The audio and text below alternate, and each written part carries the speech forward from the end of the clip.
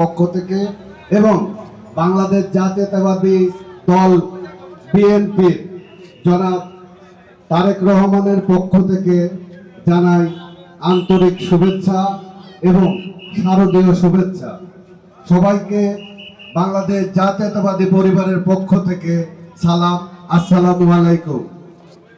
প্রিয় উপস্থিতি, আমার বাসা বনপাড়া পৌরসভার অধীনস্থ ১ নং ওয়ার্ড মহিষভাঙা গ্রামে। আমার বাবার নাম মোহাম্মদ শফিকুল ইসলাম। আমি মরহুম সাইরুদ্দিন চেয়ারম্যান এবং শহীদ আলমের ভাতিজা। আপনাদের সাথে আমার বাবার দীর্ঘদিনের পথ চলা। আমার জেঠা এই জনপদে চেয়ারম্যানই করছে প্রায় ৯.৫ বছর। তো আমি আমার দলের পক্ষ থেকে একটি মেসেজ দিতে চাই।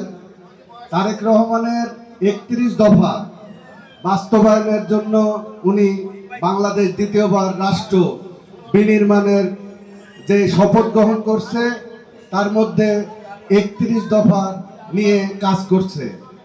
এই ৩১ দফার মধ্যে বাংলাদেশের সকল ধর্মের ঊর্ধ্বে তিনি একটা কোটেশন দিয়েছে, ধর্ম যার যার, সহযোগিতা আমাদের সবার। তারই ধারাবাহিকতায় আমরা গত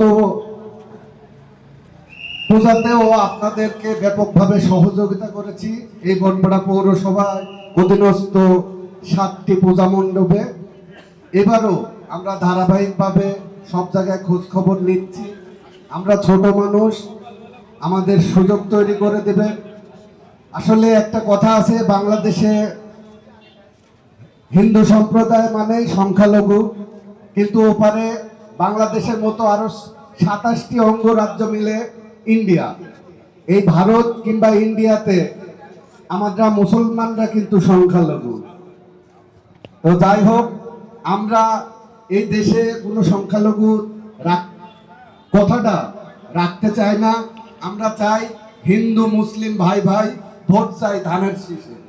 আগামী জাতীয় নির্বাচনে আপনারা হিন্দু মানে সনাতন ধর্ম মানে বাংলাদেশ আওয়ামী লীগের রাজনীতির সাথে জড়িত, এরকম একটা কথা আছে। কিন্তু আমাদের দলের ভাইস চেয়ারম্যান জনাব তারেক রহমান এই কথা বিশ্বাস করে না। তিনি বলেন আমাদের আগামী ১৩-১০ সংসদ নির্বাচনে বাংলাদেশ জাতীয়তাবাদী দল বিএনপিকে ধানের শীষের প্রতীকে আপনারা একবার সুযোগ তৈরি করে দেন। ইনশাল্লাহ আমরা কথা দিচ্ছি, আপনারা একবার ভোট দিবেন, মেয়াদকাল থাকবে ৫ বছর। আমরা যদি আপনাদের এই ভোটের অধিকার এবং আমার আপনার মধ্যে যদি হিন্দু মুসলমান আধিপত্য বিস্তার করি, এরপরের বার আপনারা সিদ্ধান্ত নেবেন অন্য কাউকে ভোট দেওয়ার।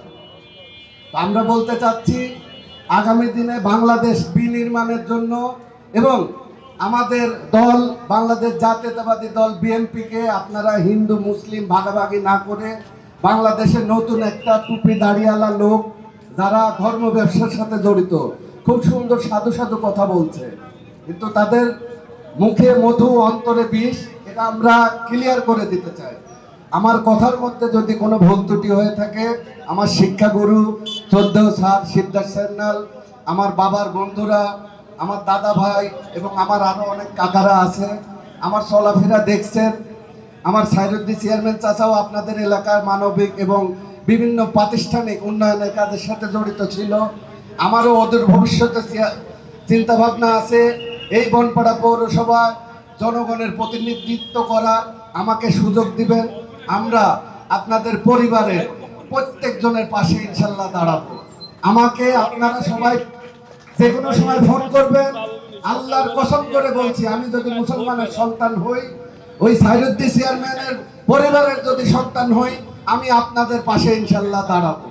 এই বলে আমার কথা শেষ করছি। বাংলাদেশ জিন্দাবাদ, বাংলাদেশ জাতীয়তাবাদী দল জিন্দাবাদ। আসসালামু আলাইকুম।